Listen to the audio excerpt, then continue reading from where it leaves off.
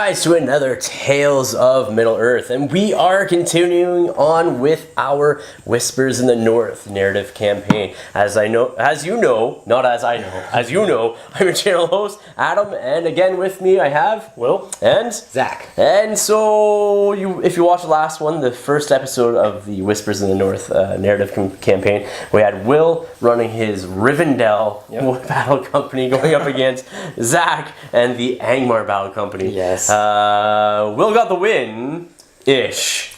Lost the scenario win. The scenario win, not the victory. moral victory. Where Angmar definitely got the moral victory and gave it to the elves right up the caboose. There we go. I like that. So today, though, what we're going to be doing is Zach here is going to run his dwarves who have heard the call for aid from Elrond in Rivendell and has heard stories of these spirits and orcs massing up in Angmar and coming from the north and are now making their way from the Grey Mountains to Rivendell.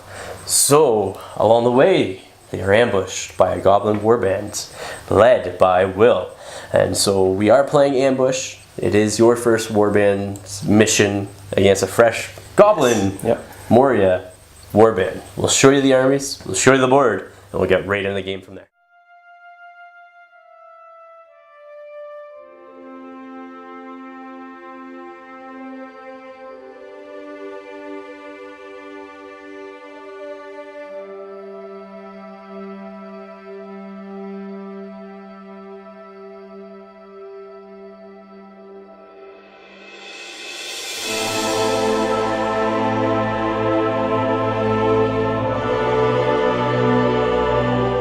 This is the board for today's match. It is a 36 by 36 inch board, just because playing battle companies on anything bigger is really hard because you don't use a lot of terrain or space of that board. So the road for ambush, it does need a road. So what we did is we sort of tried to mark a road out using the terrain, basically going from this board edge here, sort of weaving around and exiting right over there between those two hills. So it is supposed to be like a rocky sort of cliff-like area, and the dwarves will start down there. This here is the Dwarven faction from the Grey Hills. Zach, why don't you walk us through what you have? Well, first off is the general of my army. Yeah. Fallon. Fallon. He has a shield and throwing axes. Woohoo! Then we got Lofar, one of the captains. With the one fate, he has a dwarf bow. Okay.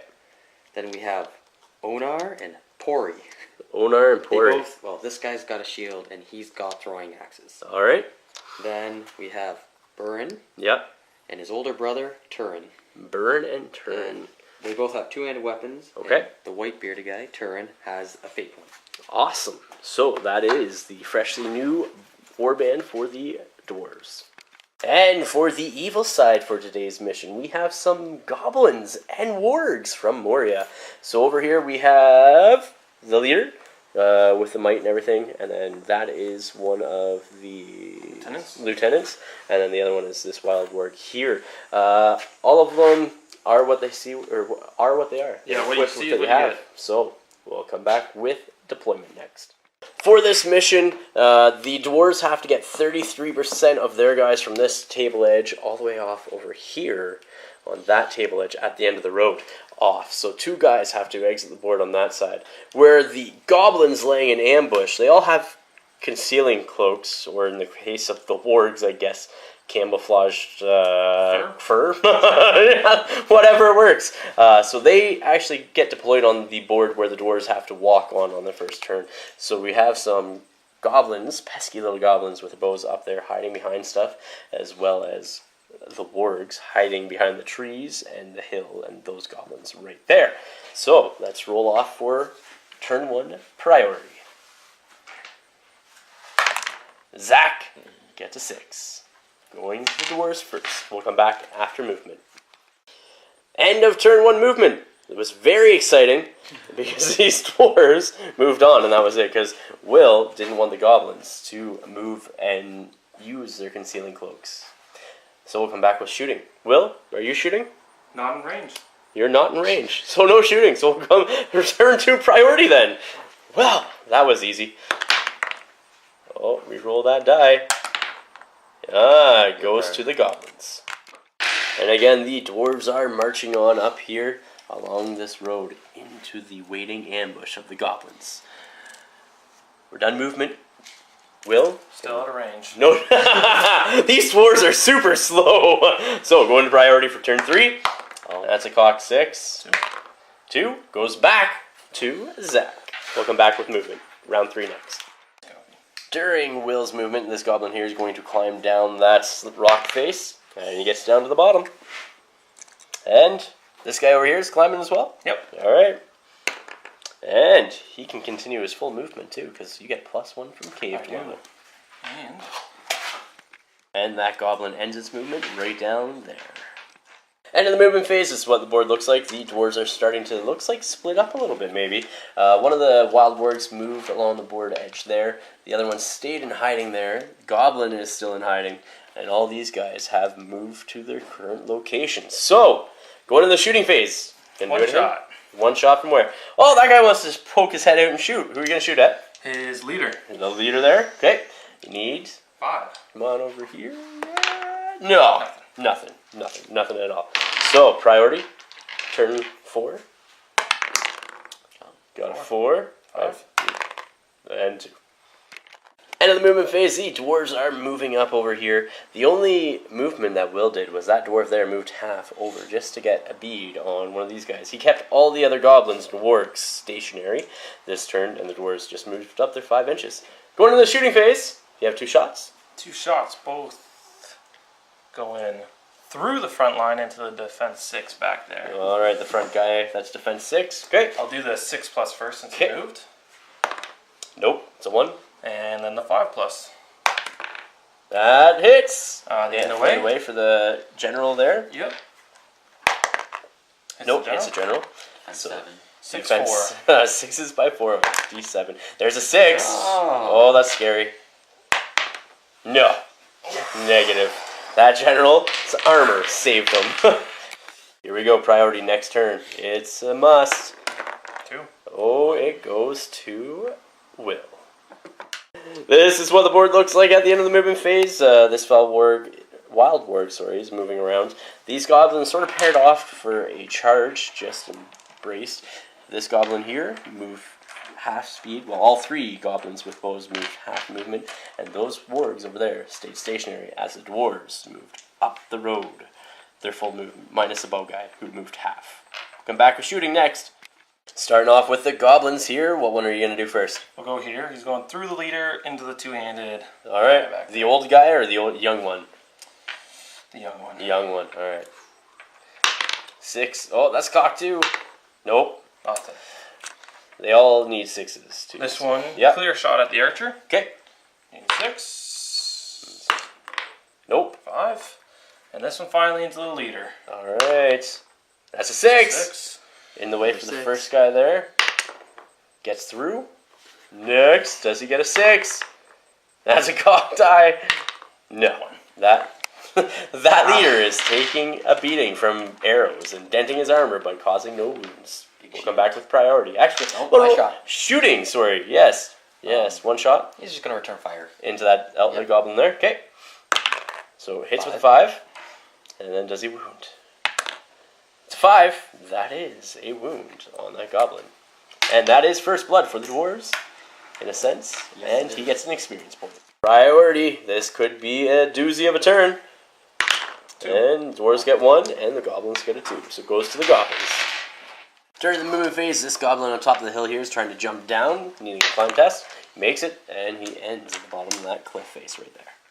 End of the movement phase, this is what it looks like. This wild warg is chasing around that cliff, or that hill into the dwarves over here. Goblin jumped down from the cliff face there. Dwarves charged in onto that wild warg, and then there's combats galore over there. So, no shooting this phase. Correct? Yes. Evil player. Will, are you going to shoot in combat? Yeah, why not? He moved half. Yeah. He will be shooting into the leader's combat. Into the leader's combat there? Okay. Needing a 6. Yes, he does. 2. Does not get it. So, come back with combats next. Starting combats, nobody's calling any heroics or anything of any sort. Nope. So, just going to start with the 2-on-1 down at the end there. My guy's gonna shield. He's going to shield. The dwarf's going to shield. Let's see. You get a 6. 6. Oh, the dwarf pushes him back with the higher fight value. Leader dwarf here. What is his name again? Fallon. Fallon up against one goblin who's shielding. Shielding? Okay. Oh, he pushes him back. Wild Warg on one dwarf. Here we go. Oh, yeah. The Wild Warg takes it. And he needs 6s to wound him. It's a 1, so nothing. We have a 3-on-1 over here, so the 2 dwarves with the 2-handed axes are both gonna Use them. Yeah, alright. And then, so you have a red die, which will be the regular die. So here we go. 3 versus 1. Let's see what it turns into. Oh, 2 highest. 5. Wild Warg pushes the dwarves back. And can We'll he be wound? striking this 2-handed axe. Alright. The young Needing 2-handed. 5. Yeah, Defense 6. that's right. And it's a 4, so nothing. They're lucky. Priority. Oh, 6 and a 4. It goes to the dwarves. During the movement phase, Will has declared a heroic move with his goblin leader there. It does get everybody in that little bubble, but this Wild Warg back here is out of range. The end of Will's heroic move, this is what the board looks like. He charged the goblin leader plus 1 guy in over there, and then basically tied up everybody else with the goblins and the fell wargs, leaving this one Wild Warg left. I said fell wargs, I meant Wild Wargs. So, he has a 10-inch movement. Dwarves can't move, so he can get into some of those dwarves if he wanted to. Let's get into this one. Into that one there. So we'll come back with combats next because there is no shooting. Zach, what are you going to do? I'm gonna call a heroic fight. Heroic combat? Yeah. Again. Alright, so you have 1 die versus his I'll be shielding. 2 dice. Who gets highest? 4 highest. And they get a 6. So that is a wasted might point, and he does get pushed back. I have no might left. Going over here, Zach, what combat are you going to do next? We're gonna do the 2-on-1. Okay. I'm gonna shield. You're going to shield. You get a 6. You push him back. Higher fight value. 1-on-1. Just working our way down to the next 1-on-1 right there. And... I'll be shielding. Oh, so close, but the dwarf does get pushed back. And is stuck in. Going on to the next 1-on-1. 1 dwarf versus the bowman. So no shield for him. 2-handed? No, just regular. 6. 5. Oh, so... He's not trapped, I don't think. No, because he can make one. So we need 6s to wound with the goblin, 5 with the warg. So There's the goblin. Goblin gets 1. And the Warg gets a 5. Does he have a fate point? Not this one. Okay, so that dwarf is down. Doing this fight next over here. And are you both fighting regularly? Yep. Excellent. 3 3. and 4. Will is smashing these combats out. 5. 6. Another dwarf down. He has a fate. Oh, he has a fate. And he makes it, so he's good. Going into the last combat of the round, we have this Wild Warg plus this Goblin up against that Dwarf. Everybody's fighting regularly? Yep. Alright. 5. Oh, you need better dice. You're not trapped. Oh, you are trapped. Yeah, Yeah, he's just So, right there. he is trapped. I'll do the goblin strikes first. Okay. The 6s. Okay. Negative? And needing 5s with the warg. There it is. And Does he have does a he have fate fate? Alright. Can he make it? No, he can't. No, he doesn't. That dwarf is down. Priority next turn. Here we go. 3. And 5. Priority dwarves. Nobody on the board, so we'll come back after movement. Going into the movement phase, this dwarf here is charging into that goblin. Has throwing axes. And misses, but he does charge into that goblin with a bow. And then the leader over here also has one, and he's charging into the guy with shield. That's 1. Get different dice! Wow! And he charges in there as well. Here we are at the end of the movement phase. We have that dwarf with the bow locked in there by 2 wild wargs and a goblin with a shield. Then we have the general for the dwarves on 2, and then 1 on 1 here, and then 1 on 3. That is scary. No shooting, so we'll come into combats next. So we're going to start off over here, correct, Zach? Yeah. With 3-on-1. So you have 1 die versus his 3. Hoping for that. Oh, no. There's a 6. And it's that dwarf. He is trapped. I'll do the goblin attacks first. So needing 6s. Nothing. And then needing 5s with the... This warg with the front paw down. Okay. There it is. That goblin or dwarf is done. Oh, no. Moving on, where are you going to next, Zach? 3-on-1. 3-on-1 over here. Shield. You're shielding. Let's see if you can get a 6. You got a 4 highest. And he gets a 6. Not trapped. Not trapped, so that is good. So. I'll do the leader. Okay, the leader first. 6s. Or, yeah, 6s. Yep. Nope. The regular goblin. Nope. And a 5 with the, or a 6 with the warg, sorry. Yep. 3. And it's a 3, so nothing. Got a 2-on-1 over here with that dwarf. Are you shielding? You're shielding again? Oh. 3. 3 highest, you do push him back. He gets pushed back to the edge. We do have a 1-on-1 over here. The goblin. Shielding. Okay. 3 for the... Oh! Does he... Is it cocked? I'm pretty sure it's not cocked there. No. So, dwarf takes the victory with a 3. Oh. That's... Yeah. And then does not wound, but he does get pushed back an inch. Priority next turn. Dwarves get a 4. Dwarves have it. Can they get out of that death pit? This dwarf here is going to charge into... That goblin there. Has a throwing weapon. No. Does not hit. The leader over here is going to charge into the goblin, but has throwing axe first going into him. Misses, so he will charge into that goblin wraparound. At the end of the move, this is looking desperate for the dwarves, as each dwarf has multiple opponents on them. 2 of them are trapped. One has 4 models, the other one has 3. Then that dwarf closest to the border hedge has 2 of the wild wargs on him. Can they survive? There's no shooting this turn, so we'll come back with combats next. Over here we have the general up against 3 goblins and 1 wild warg. So there's 4 attacks there. You are shielding with a dwarf. General. Alright, getting a 4 highest. You need something better. Oh no! He gets it. No. He is trapped. Who are you going to start with? I'll start with the warg. Still needing 6s. Yeah. And 2 6s. Stop rolling those dice.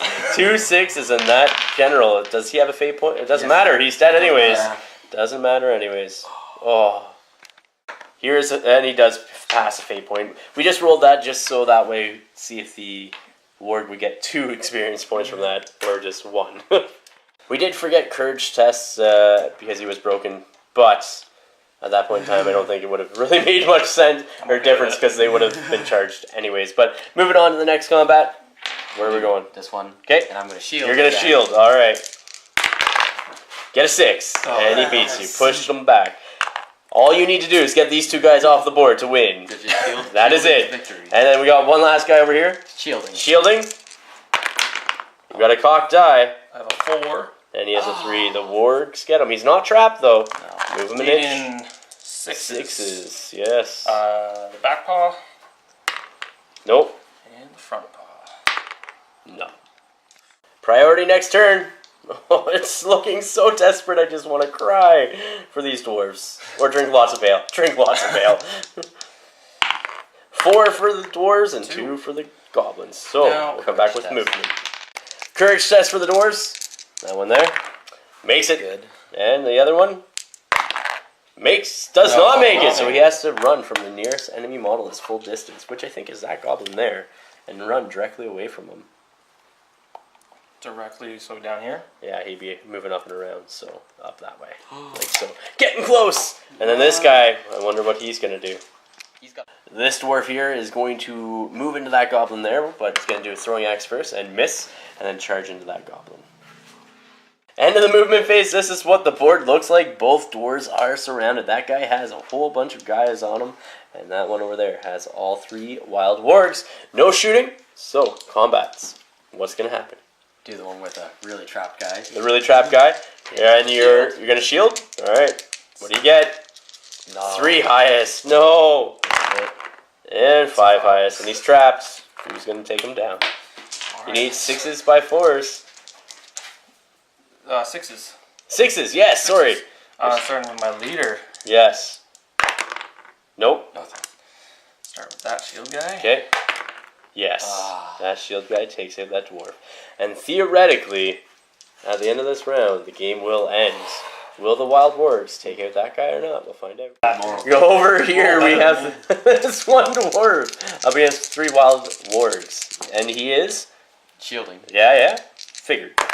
Get a 3 high. Oh my goodness. Roll better dice. 4s all around. And he's trapped. Alright, starting with this strike. Yep. 6s. And there it is. That warg has slayed so many dwarves. That's 5 kills from that one dwarf, or that one warg. That is crazy. So the dwarves do suffer a defeat. They don't have the people to get off the edge of the board. We'll come back with the recovery and after action the after action report next. Starting off the recovery or injury section, we got to see if these guys who were taken out are injured. Starting off with this guy here. He makes a full recovery. Next guy, he is dead. Very dead.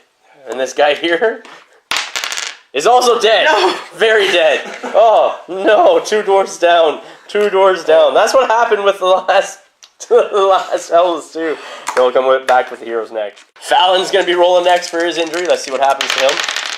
And you get a 4, which is an arm wound. -1 strength. Oh, that's not good. He goes down to strength, too. Then Lofar. Roll that dice roll. Gets a 5, which is a leg wound. -1 inch of movement. And then Turin, what happens to him? He gets a 10, old battle wound. So after each game, roll a d6. On a roll of 1, the hero's injuries prevent him from his next combat. Roll a d6, see if it happens to him or not. And it does not, so he is able to come back. Next one. So he gets an arm wound, he gets a leg wound, and he has an old battle scar. And this guy survives unscathed. Yes! Yay! Alright, so Fallon now has 1 experience for participating in the battle. Lofar has 2. Turin, who lost his brother Burn during this battle, has 1. And Onar has 1 as well. Roll a d6, add 1 to it, and that is how much gold you have. 5 gold to do something with. So the goblins only suffered 1 injury this game, so we've got to see if this warrior comes back. So d6 roll, and he misses out. Next match. And experience for the goblin Moria horde. This warg here had 5 kills himself, plus they won, plus he participated, so he has 7 experience. These 2 heroes have 2 apiece. And then this guy here has 2 as well. 1 for participating, 1 for wounding. Then all the other 4 goblins have 1 apiece. So that hero does advance. So he needs to do a d6. And just 1 d6. And we consult the chart to see what he gets. So 2. So he gets plus to his +1 strength or defense. So he can go up to strength 5 or defense high. Go to strength 5. Strength 5 on that warg there. Welcome, guys, to the after action report. You just watched the slaughter of the dwarves from the Grey Hills. Yes. Yes is all we can say. Yes. Nothing else to say, really. No, there's not. There's not at all. No. And so, Zach, what was your thoughts? Well, I didn't think it would go that bad. No. I thought I'd be able to plod through. And then But it's really hard. it is when you get outnumbered like that. Yeah. Moria goblins. Holy crap. It was fun. It was fun. Yeah, I got to slaughter everything. Hey. So the dwarves survived-ish and are 2 died. still making their way towards Rivendell. Yeah. Do you think they're going to make it? I hope so. I hope, but We'll find out. yeah, it's not looking good. No, Not and what about this Moria warband here? They're looking good. It's dangerous. Yeah, yeah. That one warg is wanting some more man or dwarf flesh. Probably dwarf flesh after having that many kills. Why So not? Why not? So, I don't know. You gotta meet up with the elves maybe eventually and Yes. ally against something. We'll see. Anyhow, guys, thank you for watching. Please remember to like, share, and subscribe. Until next time, ignite your hobby.